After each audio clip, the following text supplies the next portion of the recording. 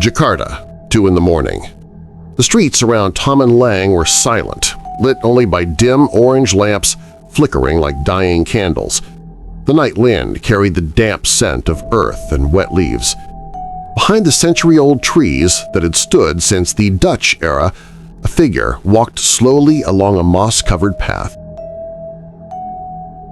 His name was Rian, an online motorcycle taxi driver. That night, he had just dropped off his last passenger in Menteng. Hungry, he decided to look for a small coffee stall near Taman Lawang. The place had a reputation for being haunted, but it was also a common hangout for night drivers. Just urban legends, he muttered, lighting a cigarette. He had barely taken a few steps when the hairs on his arms stood up. From within the park came the faint sound of a woman's laughter, soft, restrained, as if someone were giggling behind a tree.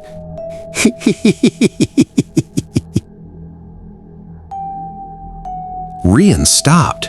He stared into the darkness among the trees. Nothing moved, only leaves rustling in the wind. But then the laughter came again, closer this time. Come here. Rian turned around sharply, his heart pounding. Who's there? He shouted. No answer. Only the whisper of wind and the patter of a stray cat crossing the street. He tried to calm himself. Probably a drunk, he thought. But the air suddenly felt heavy, colder, sharper, and a faint scent of jasmine floated through the night. He walked faster, but when he passed an old park bench, he froze. Under a flickering street lamp stood a woman with long hair covering her face. Her white dress looked soaked, trailing along the ground. Rian hesitated. "Miss?" he whispered.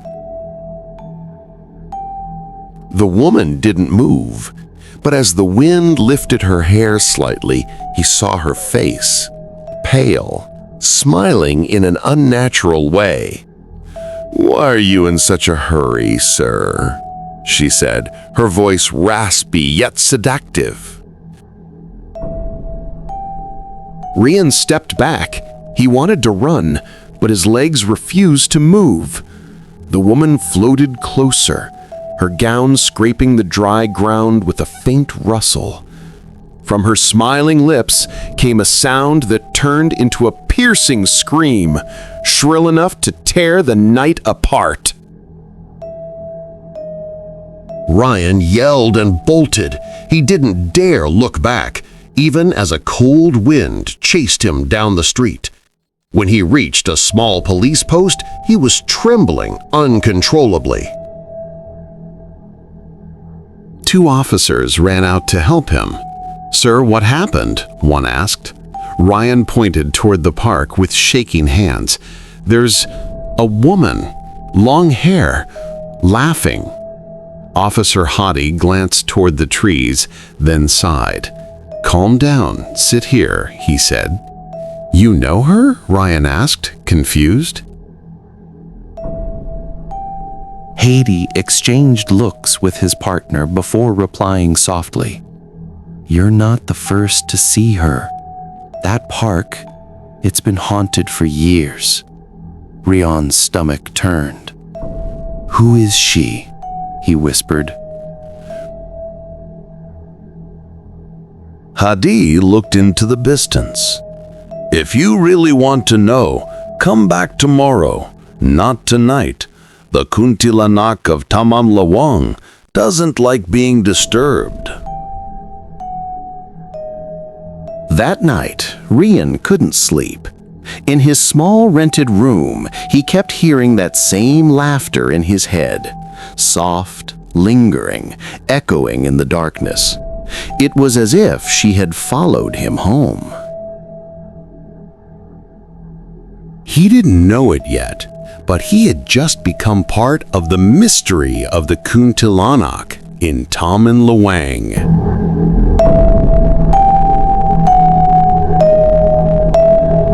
The next morning, sunlight filtered through Jakarta's haze as Rian returned to Taman Lawang. He hadn't slept at all. The laughter still echoed in his mind. He needed answers.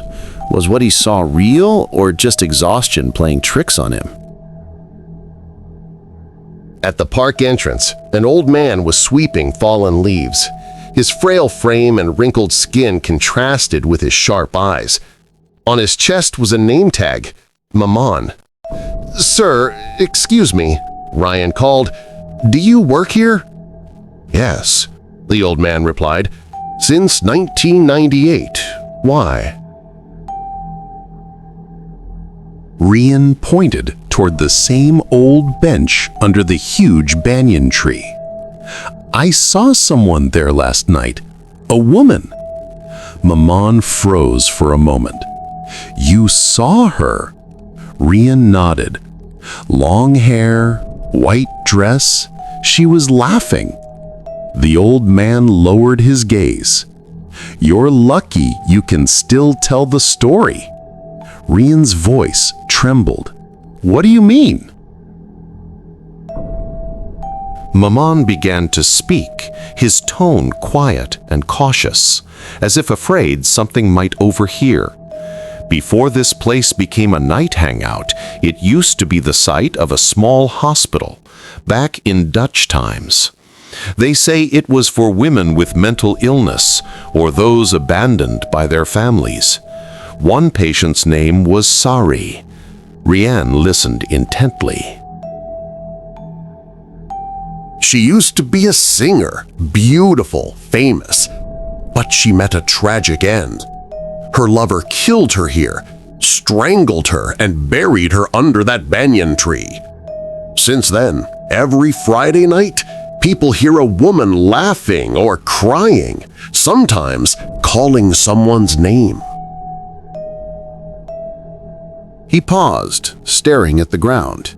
They say she's still waiting for the man who killed her. Anyone who passes here alone after midnight might see her. Rian swallowed hard. Have you seen her? Maman smiled sadly. "Many times, but she won't harm you unless you call her name." "Her name?" Rian asked. "Sorry."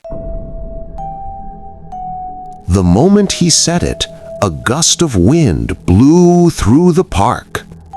Leaves swirled around them, and faint laughter echoed once again. Maman stopped sweeping. "Don't say it again," he whispered. But that night, Ryan's curiosity only grew stronger. He didn't know that by speaking her name, he had opened a door that should have remained closed forever.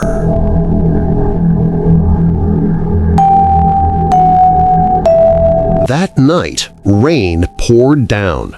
Thunder cracked across Jakarta's sky, flashing white light through the small window of Rian's room. He sat on his bed, unable to sleep. Then his phone buzzed. A message popped up from an unknown number. It contained only one word: sorry. Rian froze. His heartbeat thudded loudly in his chest. The phone buzzed again, this time a voice message. With shaking hands, he pressed play. He heard soft breathing, then a whisper of laughter. "Rian, come to the park." He dropped his phone onto the bed. That voice, it was her, the same laugh from that night. This must be a prank, he muttered, but the room suddenly grew cold. The light flickered. A chill wind slipped through the half-open window. And then he saw it. In the reflection of the glass, behind him stood a woman in white, her hair long and tangled, her hollow eyes staring straight at him. Rian screamed and spun around. Nothing. Only the curtain swaying gently. He rushed to the window and froze again. Down on the street, under the flickering street lamp across from his boarding house, she stood, the woman in white, looking directly up at him. Lightning flashed. She smiled, then raised her hand slowly and waved. Ryan backed away, trembling. He stayed awake until dawn, too terrified to close his eyes.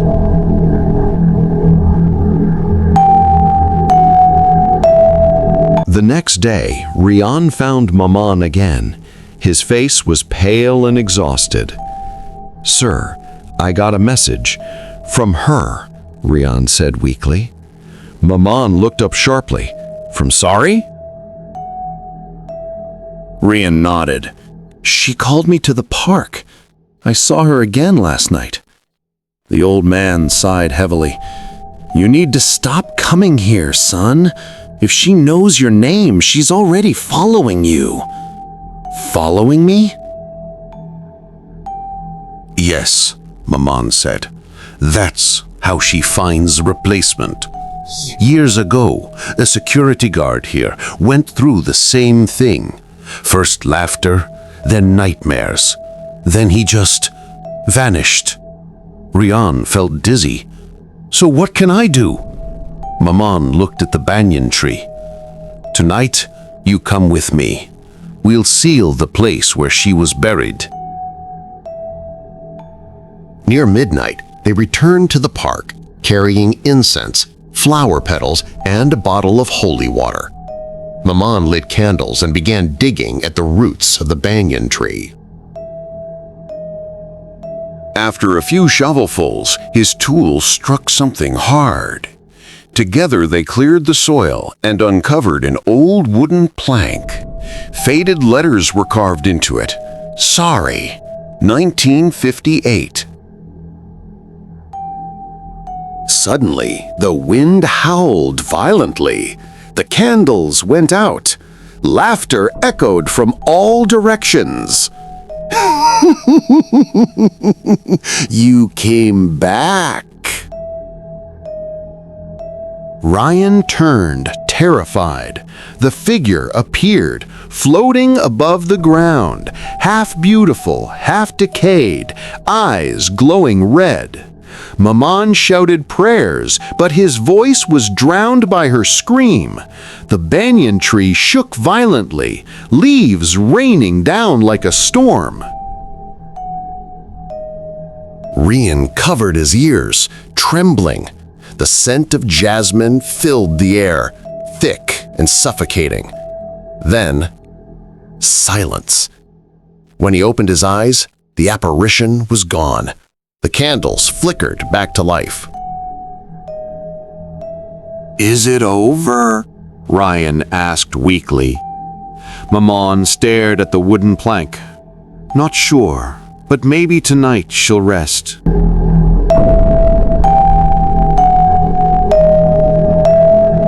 Two weeks passed. Taman Lawang returned to normal. Ryan went back to work, though every time he passed the park, his chest tightened. He often dreamed of Sari standing under the lamp, smiling and waving. One night, as he waited for an order, his phone buzzed again. It was the same number. This time, just one message. "Thank you." Ryan froze. He didn't reply, but that night, the air around him felt warm, peaceful, almost comforting. The next morning, he received news. Mom had passed away. He was found at dawn near the park, broom in hand, with a single jasmine flower and a note that read, "She's at peace now." Ryan attended the funeral. As he stood by the grave, a gentle breeze brushed past him, carrying the faint fragrance of jasmine. In the distance, beneath the banyan tree of Taman Lawang, he saw her one last time, a woman in white, standing quietly. She smiled softly at him before vanishing into the morning mist. Since that day, no one has heard laughter in the park again. But some still believe that every Friday night, if you walk alone past the banyan tree, you'll smell jasmine and hear a whisper on the wind. Thank you, Rian. Thank you for watching. Don't forget to subscribe, like, share, comment, and follow other horror stories.